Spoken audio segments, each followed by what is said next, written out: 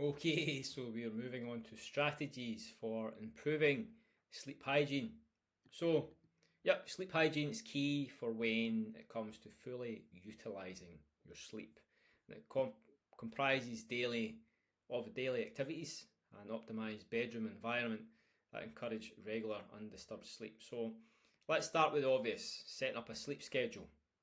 And this is probably the best tip you'll ever get from this when it comes to sleep optimization, is even though a lot of people underutilize it and want to stick to various hacks or even tricks or tips or whatever. So pick a time when you will go to sleep and wake up every day and try and stick with it. Yes, during the weekends too, and this will help to try and reset your internal clock and make it easier to stick to your schedule after some time. Habitual, remember, won't happen overnight, no pun intended. So every other tip I'll be mentioning, I'll be going through, will try and complement this consistent sleep schedule. So just bear with me first, then we can start talking about the potential struggles that you've got just now. And make sure you get adequate light exposure. It's really important. Get out for a walk, and it needs to be at the correct times during the day. Of course, it's crucial that we get enough blue light during the day, but as the sun sets, it's not natural to have a bunch of artificial, as they say, mini suns emitting light straight into our eyes. Try and avoid like your usual your TV, phone, tablet screens for at least an hour before going to bed. That's easy to stick to, so try and do that. And if you are working later in the day and you must do that, try using blue light filters or blue light glasses. Like this is what I'm wearing just now. It's really helped me, and it's actually helped to reduce. I used to suffer from migraines. It's helped with that as well, alongside other techniques. So if you're struggling with migraines, let me know. We can put together a strategy for that. And this may eliminate most of the blue lights coming in to your eyes. As the day progresses, try switch to warmer and duller lights, even in the house. And if possible, have light sources coming from below your eyes, instead of coming down or level, as this kind of simulates the sun.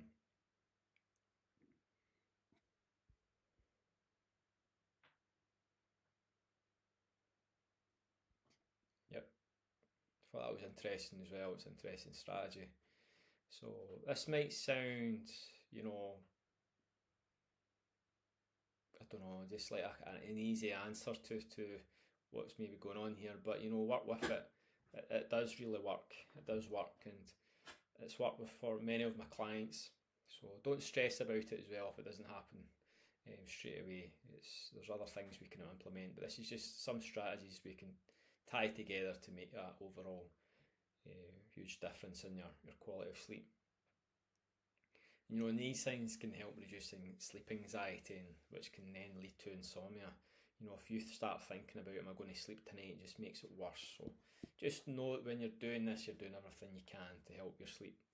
Caffeine intake time, and you've heard me talk about this before, it is really important. And it has lasting effects up to 79 hours, so bear that in mind after you consume it.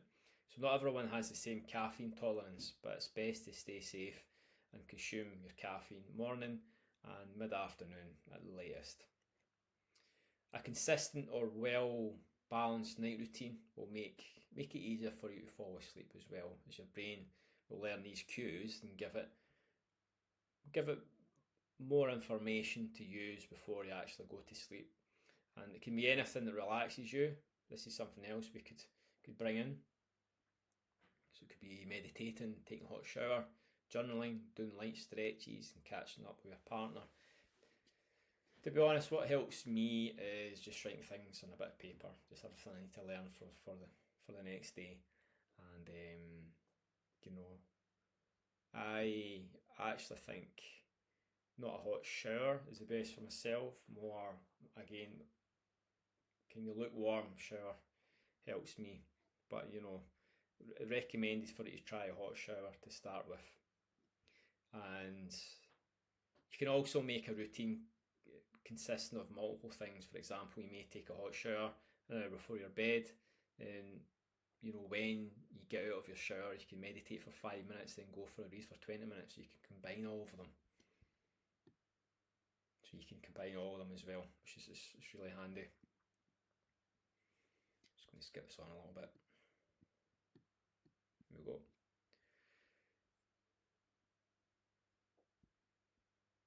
And regarding your actual room